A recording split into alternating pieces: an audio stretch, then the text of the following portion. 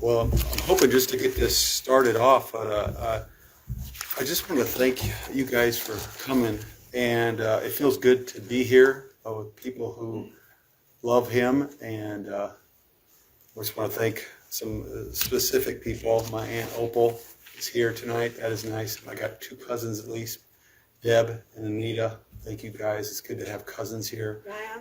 Diana's here. Ken. Thank you guys for being here. Childhood friends, I think Chris Stimkin in the house somewhere. Thank you for making it out tonight. I want to call one person out in particular, John Ellickson. He helped this family a lot with our house, and it was very much appreciated, John, all the work you did on the house with my dad. You're also a good friend to my dad because you're one of the few people who actually understand what he talks about. Kind of strangely thankful for this evening, I guess, under bad circumstances, but I guess it's because it's a chance to tell a story of my dad and make an account of his life, from my perspective anyway. And I couldn't do it with the obituary. I could not do that thing. My mom did a great job. I could not list a bunch of facts without wrapping story around it. And so this is, my chance to put some flesh on the bones of the story of my dad. And it gives me great joy to tell his story, but there does seem like there is a big hole in the world.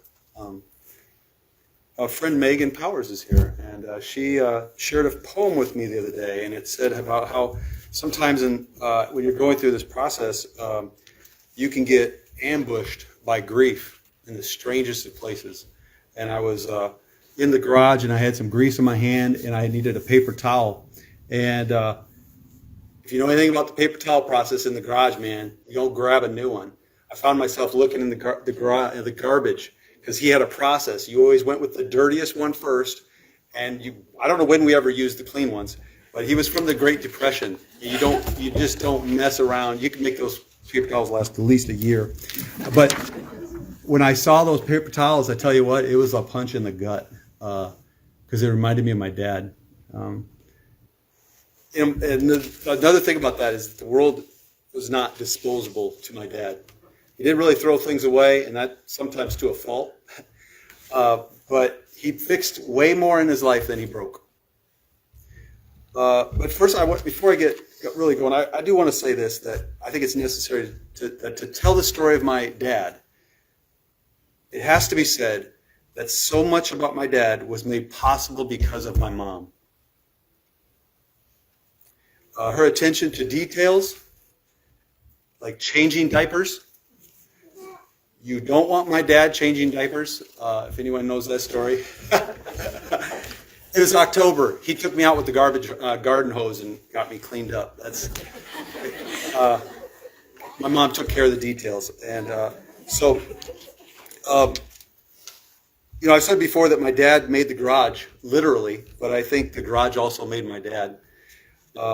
I find it very difficult to look at the garage because it was like his kingdom, and now the king is gone. And my dad had many faces, and when he came into that garage, it was game face. It was game on when he got in that garage, boy. And my brothers are about the same way. But me, when I got in the garage with my dad, I was in there to gather stories. And I was always asking him about this or that, and I started to notice a pattern about his stories. A lot of stuff happened around the age of 15, and I started thinking about that. His dad died when he was 14, and he inherited tons of tools, a lathe, all kinds of stuff. And he had free time in youth, and he didn't have TikTok and Snapchat and Facebook, and he had time to just play around. And by the time he was 15, he built a car. He built a handgun out of a block of metal on that lathe. And I guess that's where I want to celebrate his skill. And I know that goes without saying. If you knew him, he was a skillful person. But I want it to be said that I saw some amazing things that my dad did. I saw him do a weld one time that we had to do it, reach down in the engine. He had to do it backhand blind, and he welded my car, and that thing held for the rest of the life of that car. He also took a dent out of a door one time with a grease gun. He went pop, pop, pop with the grease gun, and the dent just popped out. One of the bad words in the garage was a bondo. Bondo is an easy way to mask up imperfections, cover up things with a cheap and easy way. My dad wasn't about cheap and easy. He hated anything that he would say was a Mickey Mouse cobble job. He believed in working out the source of the dents by hammering them by hand. And it was something to watch him work with metal. He'd use that hammer, and he would pound on places where you didn't even think there was a dent. And he would take his eyes and look at that thing, and he'd run his hand across that metal, and he could detect the slightest imperfections in that. And then the primer, and then the sanding. He was like a wizard in an alchemist shop, mixing up his chemicals, never measuring, throwing a little bit of this, throwing a little bit of that. And it was something to watch him. It really was. He was an artist. He had a pace and a rhythm and a flow. He made it look very easy. The way he would glide that thing, you had to go at a certain pace. If you went too slow, it'd be too runny. If you went too fast, it was too thin. He was an origami guy. He could take newspaper and wrap it around a car so he wouldn't paint on things that he didn't want to. And whenever I sanded with him, I think he went about 7 layers past what I thought was done.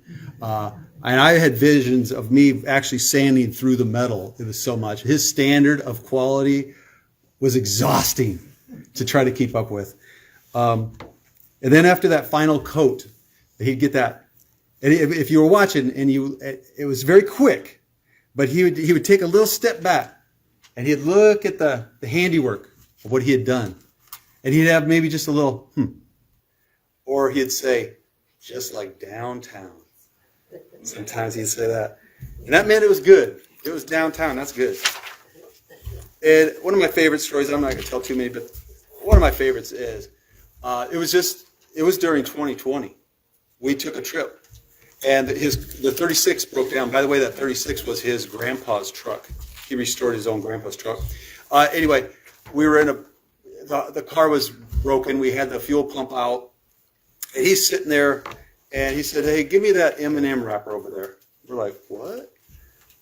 So we give him the M&M wrapper. He rolls it up tight. He says, now put it down in that fuel pump. And we made it back to Sioux City on that M&M wrapper. And that was just, so I was so happy for Dad to got that. That was cool. You know, someday they're going to tear down that house that he built. And whoever does, they're going to come across something. And they're going to say, wow, whoever built this had an incredible attention to detail.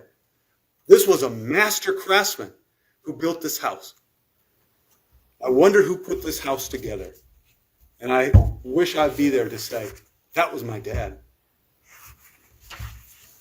And I want to say this too, that for all his mechanical skill and in growing up in a household with ultra mechanical men, and I'm not, that my dad was very sensitive to that. And he never made me feel less or bad about that. He was probably aware. I think my dad was actually a pretty sensitive guy. As for parenting, he was a free-range kid when he grew up. And his philosophy in life was, your life is 100% your life. Your decisions are your decisions. And your consequences are your consequences. And if you want to go down by the river and play, hey man, that river doesn't forgive. But you got to figure it out. Your life is your life. And that was his kind of approach to life. He was a self-educated person. He figured things out on his own. I think, and I'll end here pretty quick, but I think our parents don't just teach us how to live. Our parents also teach us how to die. And my dad spent his life following the requirements of his imagination. Near the end, he was almost wheelchair bound, but he called us in for a meeting. He had an announcement to make. And David and I had to coordinate our calendars to get there, and we finally got in the kitchen, and here Dad's going to tell here's what he's got. And he goes, I'm going to build another Model A. And we're like, okay, that's great, Dad. Let's do that. So we're out there a few times. David and I are holding pieces of metal, and he's sitting on a bucket, and he's welding, and we got the cowl done. Got that cowl done. Did not get the Model A done, but I love how my dad tries to follow the requirements of his imagination to the very end. Lastly, he had a beautiful, beautiful childlike curiosity and playfulness about him. And I think Allison, my wife, said something about her thinking of him was that this face he had whenever he'd take us to the Finn. The Finn was like a marsh over by Okoboji. And he would have this funny little smirk on his face and say, okay, we got to take off our shoes to get in the Finn. And I knew exactly what she was talking about when she said that. He had this little grin. It was kind of playful and coy and a little bit mischievous. And it was a kind of face that said, hey, you and me right now, we figured it out. We know how to have fun with nothing. That's my dad. So all you got to do, I guess, guys, is take off your shoes and go walk in the mud. Who knew that, right? That's all you got to do. For a guy who was born in the Great Depression, had his share of dog bone soup, he sure figured a lot of things out, and I hope to never forget. One, I hope to never forget to grow my imagination and follow it. Two, I think I learned from him that boredom is merely a weakness of the imagination. I don't think he was ever bored. I don't think he was ever bored. Three, never lose sight that life is amazing and wonderful. And don't forget to have some fun. This guy had fun. The last time I saw my dad alive was the day before he passed, and David was there. And I came in the room. You know, I didn't know when the end was going to be. And I expected it to be soon, but my mom was saying maybe he was in a coma, but I don't know. But anyway, so I knew I had to say this. I said, hey, Dad, I love you. And immediately he came out of like nowhere. I don't know where he came from, but he came from a faraway place. And he said, I love you, Todd. And that's it. It was love. He dearly loved life. And he loved the people in it. And that is what he leaves me. So thank you, Dad. And, okay, that's really mushy and gushy, right? And my dad didn't get mushy and gushy very much. But he was silly. He was a silly guy. This is how I want to end my little thing. A little chicory chick. Now, this was a song on our player piano that we'd sing, and anyway, so if I could get some help from Becky, Michelle, maybe come out there and give me some help on this, because I'm not a singer, but we're going to sing a player piano roll called Chicory. You come on up. Chicory Chick, and has everybody got a little Chicory Chick song? So, well, if you guys want to come up? Yeah. Okay. Just remember the words go like this: Chicory chick, chala chala, chocolate aroma, and a banana kabalaka walaka. Can't you see? Chicory chick. That's all it is. Okay. So just remember that, and then. Okay. Oh, here we go. Okay. All right. 2, 3. Chicory chick, chala chala, checkala aroma, in a banana kabalaka walaka, can't you see? Chicory chick is me. Once there lived a chicken who would say, chick, chick, chick, chick, all day. Soon that chicken got sick and tired of just the chick, chick. So one morning he started to say, oh, chicory chick, chala chala, checkala aroma, in a banana kabalaka walaka, can't you see? Chicory chick is me.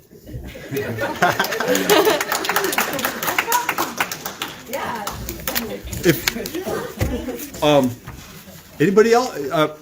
Love to hear some stories. Anything? If you, the mic is open.